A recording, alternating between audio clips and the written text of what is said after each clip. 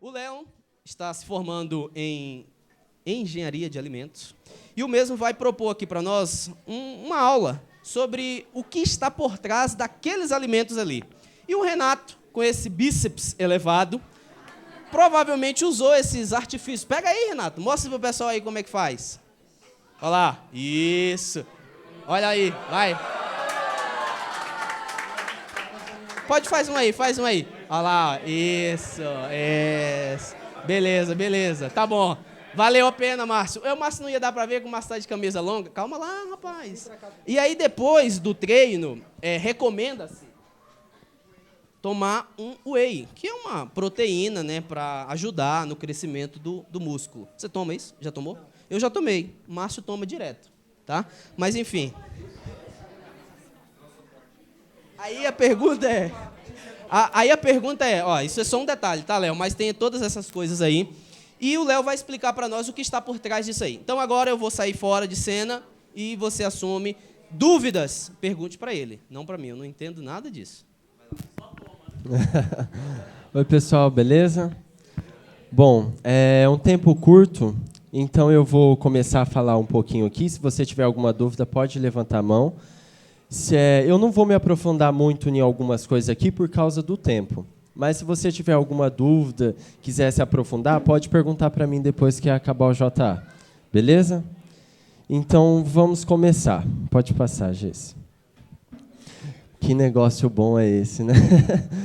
Quem aqui come carne? Levanta a mão. É bom, não é? Vamos falar a verdade. Não adianta falar que carne é ruim, porque quem come carne acha que carne é bom, não é? Não come porque fala, eu como carne porque precisa, porque eu não gosto, é ruim. A carne é boa, não é? E o que a carne tem? Proteína. A principal fonte dela é de proteína, certo? E o que acontece? Será que a gente consegue obter proteína através de fontes não animais? Alguém pode me responder essa? A gente pode obter a proteína através de fontes não animais? Sim. Só que outra coisa, a proteína de fontes que não sejam animais não está disponível no mesmo tanto que as proteínas de fonte animal. Isso é uma verdade absoluta, tudo bem? Mas, sim, nós podemos ter uma alimentação baseada sem nenhum tipo de origem animal. Isso nós podemos. Pode passar para frente, Geice. Aqui são alimentos de origem animal ricos em proteínas. Então, aqui nós temos a carne de frango, a carne de vaca, o queijo, o salmão, pescado, ovo, iogurte e o leite. Então, são alguns alimentos que nós temos ricos em proteínas a partir de 100 gramas daquele alimento. Pode passar o outro, Geice. Aqui. E aqui nós temos alimentos de origem vegetal. Faltou um L ali, tá? Mas não tem problema, não. Vocês veem que a soja ela tem 12,5 gramas em uma porção de 100 gramas. E na da carne de frango, nós temos 32 gramas numa porção de 100 gramas. Então, o que acontece? Quando nós temos um alimento que ele é vegetal, que ele não é do reino animal, então, por exemplo, a soja, o que acontece? A soja ela fica cheia de fibras em volta daquela proteína. E quando a gente come esse alimento que fica cheio de fibras em volta da proteína, nós não temos uma enzima para quebrar essas fibras. Entendeu? Então, aí o que acontece? Essa proteína da soja não se torna tão disponível para a gente. E aí a gente não consegue aproveitar tanto. É por isso que quando a pessoa vai falar assim, eu vou ser vegetariano, legal, o que você vai comer? Arroz, feijão e salada. Ótimo, vai morrer daqui um tempinho já.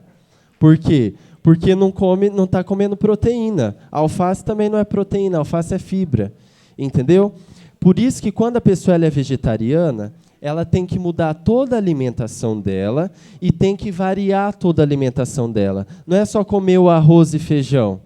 Ela tem que comer o arroz, o feijão, uma soja, uma salada, um grão de bico, eu não conheço muito a alimentação vegetariana, mas você tem que variar a sua alimentação. Porque senão você não consegue absorver a quantidade de proteínas que você precisa, que o seu organismo precisa. Então você precisa o quê? Variar a sua alimentação. E o que a Ellen White fala sobre a carne? Nos livros dela, Reforma de Saúde e Ciência do Bom Viver, ela cita que quando estava sendo construído o sanatório, que é o hospital lá nos Estados Unidos, tem gente que acha que sanatório é para doido. Não, lá nos Estados Unidos, em outros lugares, sanatório é um hospital, tá? Como se fosse aqui. O que acontece? Ela aconselhava aos diretores do hospital que não fizesse uma dieta à base de carne. Isso é verdade. Só que, se algumas pessoas quisessem fazer uso da carne, que as fizesse no quarto delas. Porque ela dizia, sim, que a pessoa seria ótimo se a pessoa tivesse uma alimentação sem uso da carne. Só que isso não deve ser uma imposição. Legal? Não achem que deixar de comer carne é uma imposição. Não é uma imposição. É um conselho. E vai te fazer muito bem para a saúde deixar de comer carne. Só que tudo o que a nossa igreja prega não é de forma impositiva. Não estou impondo que você faça isso. Até porque, como eu vou dizer mais à frente sobre o leite, ela diz assim que cada pessoa tem um organismo diferente. Então, às vezes, você tem um organismo que você precisa daquela proteína animal porque a absorção dela é mais rápida. Porque, às vezes, você não tem dinheiro para gastar com suplementação. Porque você pode ter um suplemento de proteína de origem vegetal, mas, às vezes, você não tem recurso para isso. E aí, você vai ficar sem comer proteína? Não. Entendeu? Então é isso que é falado sobre o uso da carne. Deve sim parar de comer carne, vai te fazer bem para a saúde, mas não deve ser de uma forma impositiva. E se for para você deixar de comer carne para ter uma alimentação vegetariana pobre, não deixe. Senão depois você vai sofrer com isso, porque os seus órgãos também vão sofrer com isso, vão se deteriorar por causa disso. Alguém tem alguma pergunta? Não? Pode passar. Ai, que coisa boa, né? Quem aqui come lanche assim? Gente, não é para mentir, tá? É para falar a verdade. Vocês nunca viram?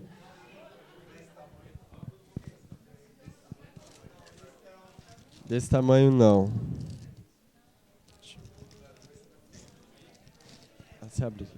Esse aqui já vai ficar para minha irmã, ela pediu depois. É porque ela não está assistindo, ela não sabe o mal que faz, mas ela vai comer depois. Eu não gosto muito do Bob's, mas vamos lá. O Moarama só tem isso, então...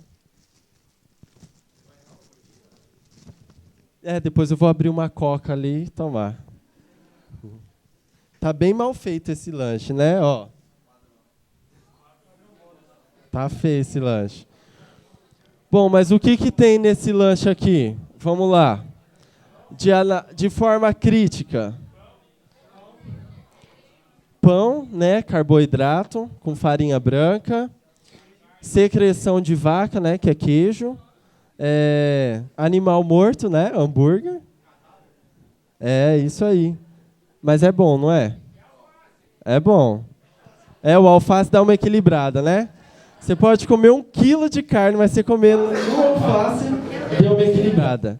Gente, o que acontece com esses lanches, com esse hambúrguer que a gente come e tudo mais? Pode passar. As carnes processadas referem-se à carne que foi preservada por cura, salga ou adição de conservantes. Exemplos incluem o presunto, o bacon e o salame, como cachorros quentes e algumas salsichas.